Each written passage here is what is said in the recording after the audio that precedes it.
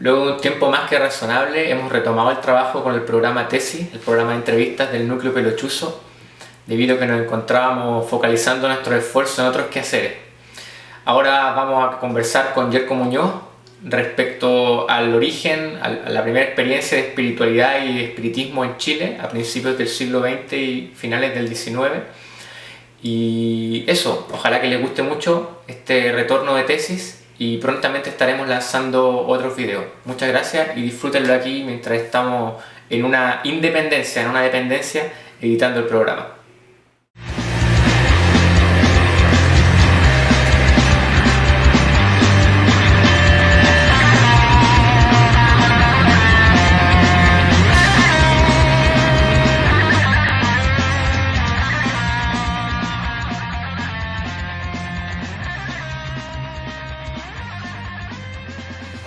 Estamos en disposición para hacer una nueva cápsula del programa Tesis del Núcleo Pelochuzo. Como espero ya estén enterados, es un programa que busca hacer entrevistas a alumnos tesistas que trabajen temas que tengan algún tipo de relación con temas de contingencia nacional. En este caso vamos a hablar de una tesis que se titula ¿Vuelven los muertos? Espiritismo y espiritistas en Chile entre 1880 y 1920. Un tema un poco siniestro y a ratos puede parecer oscuro, así que este programa está prohibido para menores de 18 años. Por favor, no lo vean, se van a asustar mucho. Y el autor de la tesis es nuestro amigo Yerko Muñoz. Muchas gracias por aceptar la invitación de Pelochuzo. Así que entremos en materia nomás. Conversemos de tu tesis y por favor nos puedes contar en qué consiste, digamos, qué propones. Bueno, gracias a ustedes primero por invitarme. Vamos a tratar de no asustar tanto a la audiencia con este tema oscuro, medio siniestro, y vamos a tratar de, ojalá, entrar a ver un poco de qué se trata todo esto. Para empezar como a responderte un poco del tema de tu pregunta, ¿qué pasa con el espiritismo? Bueno, me llamó en primer lugar mucho la atención de que no somos totalmente ajenos al espiritismo. Yo esta tesis la empecé a desarrollar el año 2012 y la terminé el mismo 2012, y que fue un año súper interesante por varias cosas en realidad. Tuvimos todo el tema del boom, de lo que estaba pasando con esta profecía del 2012, en donde empezaron a aflorar en los medios varios tipos de cosas. Y recuerdo por ejemplo el caso de este programa psíquico en donde teníamos espiritistas también. Y me llamaba mucho la atención de que no éramos ajenos al espiritismo. Entonces, para hacerlo bien sintéticamente, lo que traté de hacer es ver qué racionalidad había, qué modo de operar existía detrás de las personas que desarrollaban este tipo de prácticas en Chile. Me llamó al principio mucho la atención de que hubiesen espiritistas en Chile a tan temprana, digamos, a tan temprana temporalidad, siglo XIX y siglo XX, y nos metimos a ver en el fondo quiénes eran, qué era lo que hacían y qué era lo que pensaban, cómo le daban como sentido a su práctica en el medio de Chile, digamos. Somewhere between science and superstition, there is another world, the world of darkness.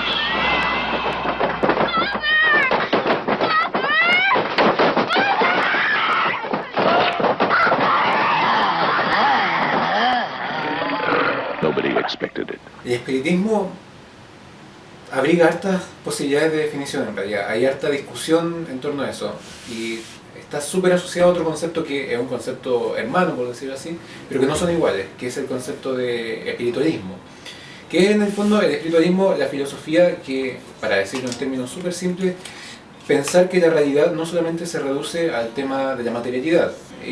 Surgió en Chile, o sea, con mucha fuerza para oponerse al materialismo de la cuestión obrera, para ese tipo de malestares, digamos.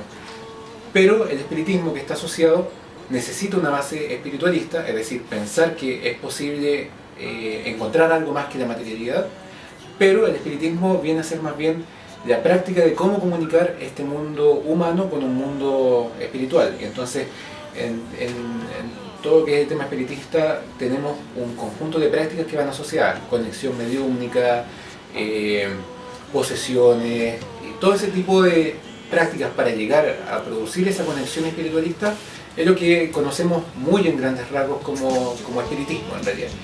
Pero como vamos a entrar a ver en algún momento, el espiritismo tiene hartas maneras de ser catalizado. Entonces hay varias maneras de ir leyendo el espiritismo y que tienen distintas formas de llevarlo a la práctica. Entonces eso tiene harto que ver con lo que tú me preguntabas, que es el tema de cómo afecta transversalmente esta práctica a Chile. Y yo te diría que, contrario a lo que naturalmente se cree, en Chile lo que principalmente se ha pensado creer es que el espiritismo forma parte de la cultura de los grupos dirigentes y que por su discurso ilustrado, por su discurso en pro de la modernización, digamos, se quedó principalmente en esas esferas porque necesitaba, digamos, instrucción para acceder, qué sé yo, a lecturas de tipo espiritista y a bienes que principalmente provenían de Europa y que había que tener acceso para llegar a ellos. Pero contrario a esa creencia, y que si bien ha sido lo que más se ha investigado en Chile, el espiritismo también llega a otros sectores de la sociedad y no llega como una práctica supersticiosa, o sea, se nutre de todo ese contingente espiritualista que ya arrastraba Chile desde la colonia, si lo queremos enfocar. La religiosidad popular. La religiosidad popular, claro, por ejemplo, ahí se entronca con lo que por ejemplo, nuestra abuela, nuestra madre todavía siguen haciendo. Yo lo he relacionado mucho con esta práctica de la santiguación, por ejemplo.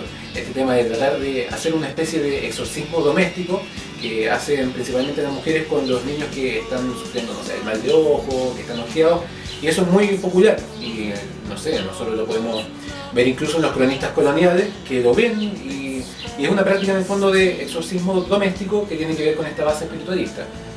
Pero esta base espiritualista también en los mundos, digamos, más cercanos al contingente de la base popular de la sociedad, lo podemos ver también, por ejemplo, en el mundo obrero y en el mundo de los anarquistas también.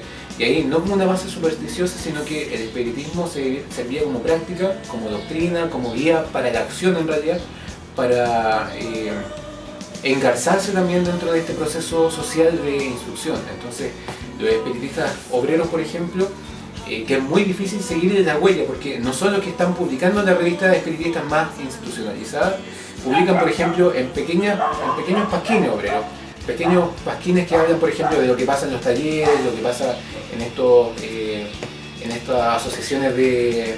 Bueno, el artesano tiene otra connotación al obrero en esa época, es distinto, digamos, pero lo que está pasando en estos grupos que están más afincados al mundo del trabajo. Entonces, hay, por ejemplo, un pasquín que se llama Los Ecos del Taller, y que reproduce un texto espiritista proveniente de Francia en varios números, que te da cuenta de que el espiritismo sirvió como un campo de justificación de lo que era el saber obrero, ante los otros tipos de saberes que había en la sociedad. Entonces, hay algunos obreros, por ejemplo, a mí me llamó mucho la atención el caso de un filósofo obrero, como él se denominaba, que defendía una ciencia del trabajo que tenía que ver con este tipo de investigaciones espiritistas. Y tenemos también, por ejemplo, los casos de círculos de instrucción obrera que se dan en el Instituto Nacional, por ejemplo, y que son ciencia para los obreros. Hay otro caso interesante que lo logra rescatar el profesor Sergio Grez en su texto sobre los anarquistas, que es el caso de los anarquistas del norte de Chile, que forman bibliotecas populares y que también practican el espiritismo y que lo piensan como una especie de puente para lograr conectar lo que pasa con el mundo de extracción popular, para justificarse también dentro de vertientes en donde, claro, dominadas por la cultura liberal y lo que se estaba dando en la época, digamos. ¡Silencio! Necesito silencio para ver si es posible la comunicación con los muertos. ¿De veras usted cree que sea posible comunicarse con seres del más allá? Por supuesto. Ellos se comunican por medio de golpes. No, pues a mí ya me basta y me sobra con los que me da aquí doña Florinda. No estoy hablando de golpes de pegar, sino golpes de ruido. Un golpe quiere decir sí. Dos golpes quieren decir no. ¿Y a qué hora se empiezan a escuchar? Cuando logre concentrarme. Silencio. ¡Silencio! Necesito entrar al aposento de lo intangible. Al fondo, a la derecha. ¡Cállese, que no interrumpa! Seres del más allá, quiero saber si hay aquí algún muerto. ¿Hay aquí algún espíritu que lo diga? Nosotros fuimos formados en la misma disciplina que es la historiografía y, como estaremos de acuerdo, me imagino, es muy importante para poder explicar cualquier fenómeno, comprender el contexto en el que éste se desarrolla. ¿Cuál es el Chile en el que empieza a germinar este fenómeno del espiritismo, digamos? Y cómo es recibido en el ámbito de lo público? Porque revisando tu tesis, noté que incluso tuvo como una respuesta política. Hubo hombres de Estado que se interesaron en este tema y de alguna manera se fue relacionando con esta gran institución que es el Estado. ¿Qué nos puedes contar al respecto? Mira, ahí tenemos una entrada también que es re interesante a la hora de que podamos establecer un vínculo entre el espiritismo del 19, principio del 20, y lo que es la situación actual nuestra. Ese arco que nosotros elegimos para trabajar incorpora todo lo que es, por ejemplo, el tema de la crisis del centenario en Chile, 1910. Pero también está súper matizado por lo que está pasando con la cuestión social. Es principalmente un Chile que está entrando en un proceso de modernización, y un proceso de modernización que es bastante especial, porque si bien es el Chile del tiempo en el que empezamos a ver que Santiago, lo que hoy en día es Santiago Centro, digamos, empieza a revestirse de estos como palacetes de arquitectura francesada, y que da cuenta un poco del éxito de esta burguesía que está ascendiendo con posteridad a la Guerra del Pacífico, que está obteniendo, no digamos, los ingresos totales de lo que es el salitre, sino que está adquiriendo, digamos, el resto que no se llevaron los ingleses, por decirlo así, y se está empezando a construir una cultura que es una cultura de élite, una cultura burguesa que se manifiesta a partir de este tipo de cosas. Pero paralelamente tenemos todo lo que está pasando en los sectores más desprotegidos de la sociedad. Entonces esta modernización, que es una modernización que a mí siempre me ha causado una imagen de verla como una modernización en donde empiezan a aparecer los alumbrados públicos, en donde empiezan a sofisticarse los servicios de agua. Por ejemplo, eso de llegar al tema de cómo aparece la electricidad en la vida pública de la gente no es un tema menor, es un tema que genera un cambio en las nociones de cultura, sí, que genera un cambio de ritmos de vida, que es súper importante. Entonces, todo eso va pasando muy rápidamente y de manera muy traumática para algunas personas. Entonces, lo que empieza a pasar acá es que se ve la gran diferencia entre lo que pasa con estos grupos que están en la cúspide del ascenso y estos otros grupos que están quedando desprotegidos. Entonces, para mucha gente este arco, digámoslo así, más o menos entre 1880 y 1920, por eso la periodización de la tesis, fue un periodo en donde muchas expectativas, muchas ilusiones del sentido empezaron a verse desafectadas. Había gente que no lograba cumplir cuáles eran sus expectativas en el ámbito social. Y eso, a partir del tema de la muerte con el espiritismo, empezó a provocar una reacción que es interesante ver. Video que hoy día quisiera compartir con ustedes y que parece dar prueba de que existen extraterrestres infiltrados en el gobierno. Más aún, lo que parece decir este video en particular es que estos extraterrestres existen con permiso de las grandes potencias mundiales de este planeta.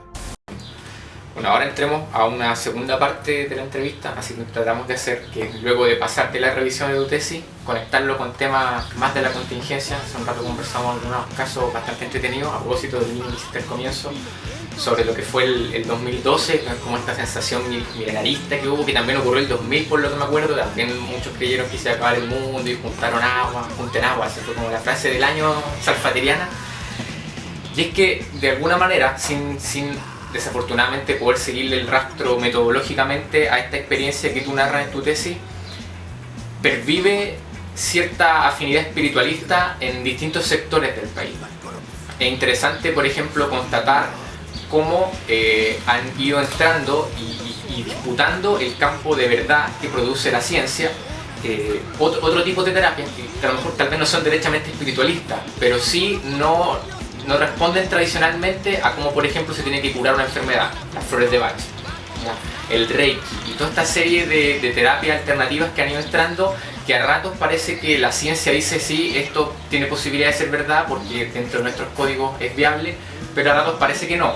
Entonces, de alguna manera da la sensación, a mí me queda la sensación de que esto pervive. ¿Cómo tú podrías abordar a partir de tu investigación lo que en el Chile de hoy podríamos entender como el acercamiento al espiritual? Ahí hay un concepto que es mundial en realidad, y que tú nombraste, es el concepto de tradición. Tú dices, no responde de manera tradicional a las cosas. Y entonces es súper interesante lo que pasa en el Chile actual, que es un Chile que ante todo el tipo de medidas no está tratando de aparentar como un país de alta modernización, un país de alto progreso, un país de mucha tecnología. Y lo que pasa es que a medida que se produce este crecimiento, que no es necesariamente un progreso, lo que pasa también paralelamente es que las opciones de sentido que tiene la gente, la posibilidad de pensar que la vida produce sentido en algunas ocasiones, está cada vez deteriorándose de tal manera que la gente posee necesidades espirituales que son cada vez más grandes también.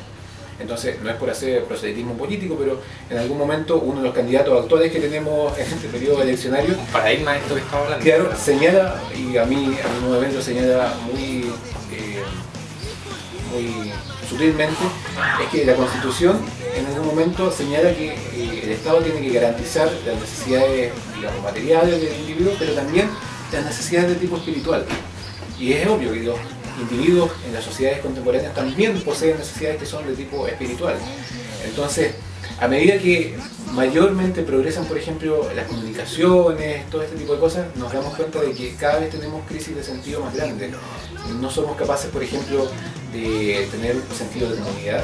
Somos capaces, por ejemplo, de mandar mensajes de texto, WhatsApp, de tener comunicación inmediata, pero no somos capaces de tener, por ejemplo, conexiones más profundas con la gente a nivel espiritual.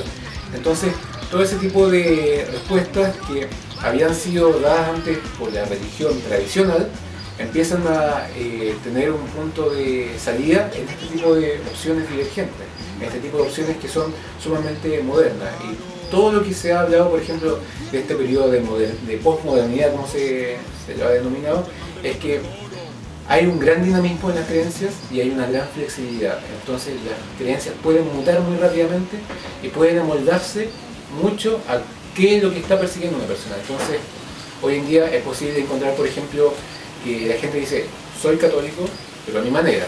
Soy católico, pero no voy a misa. Soy católico, pero me hago reiki.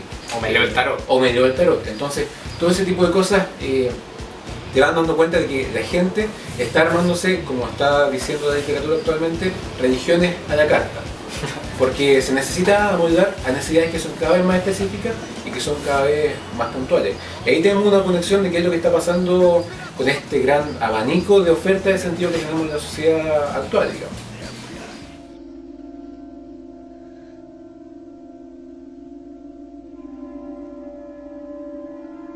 Tony, tengo miedo.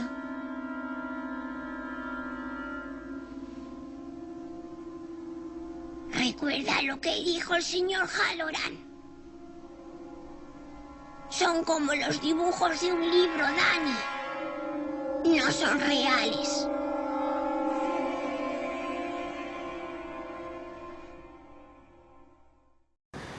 Si hay algo que es muy bueno de trabajar en historia es que nos da la percepción de que todas las cosas pueden cambiar en algún momento. Sí. Pueden mutar lo que más nos afecta, lo que más nos daña, puede mutar el capitalismo, esperemos, puede cambiar, puede caer, y hay posibilidad de un cambio. Entonces, la historia nos dice también que los grados de cientificidad, los campos que producen lo que es científicamente correcto, varían también con el tiempo y se van amoldando.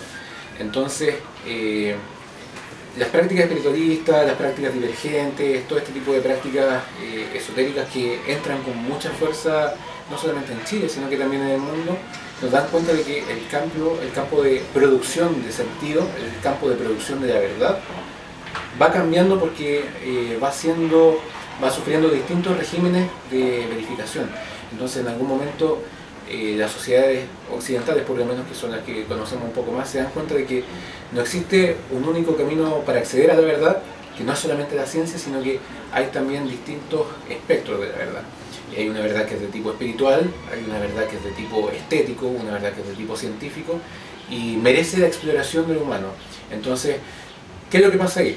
los campos cuando poseen el control de un determinado tipo de verdad, ofrecen también resistencia al cambio. El capitalismo ofrece y va a seguir ofreciendo resistencia a que se afecte su postura como carácter hegemónico, como dominador de una sociedad. Entonces, actualmente la ciencia médica alopática, la ciencia médica institucionalizada, digamos, en las facultades de ciencia, va a resistir este tipo de prácticas porque afectan principalmente su lugar, su monopolio, digamos, en una sociedad que maneja ese campo de cultura. Su cuota de poder. Su cuota de poder. Pero lo que nos está pasando es que a nivel microscópico, la gente que sustenta esa validación del poder, porque el poder siempre requiere de dos partes al menos, requiere de alguien que lo ponga en movimiento y requiere de personas que reconozcan a otra persona que tiene el poder, o que se reconozca a sí mismo como depositario del poder. Nos está pasando que en lo microscópico la gente cada vez está poniendo más en duda eso, porque a nivel de las necesidades personales, de la subjetividad más íntima, otras formas de sentido están produciendo mayor eficacia. Entonces, el discurso de las universidades, que es un discurso que lo podemos leer en los papers, que lo podemos leer en esos pequeños círculos, no llega del todo a la masa social que de repente no tiene los dominios suficientes como para acceder a ese tipo de cultura. Y vemos lo que pasa, el caso paradigmático es el caso de Salfate. O sea, yo creo que Salfate ha tenido como nadie la oportunidad de tener una tribuna televisiva constante, periódica, para acercar tipos de contenido a gente que no lo podría haber tenido porque no forman parte de una comunidad científica, no forman parte de una facultad de ciencia. O no han tenido una instrucción. O no han tenido una instrucción. Entonces, y ahí la historia tiene un desafío impresionante. O sea, ¿qué es lo que hacemos? ¿Hacemos historia para escribirnos entre nosotros? ¿O hacemos una historia que sea capaz de llegar a lugares en donde no estamos llegando? Y ahí tenemos que explorar el contenido, por ejemplo, los medios fílmicos, otro tipo de medios, porque de verdad nos estamos quedando afuera. Pues yo no sabía que eran los platos de Rondamón. Y tampoco yo sabía que era sonámbulo.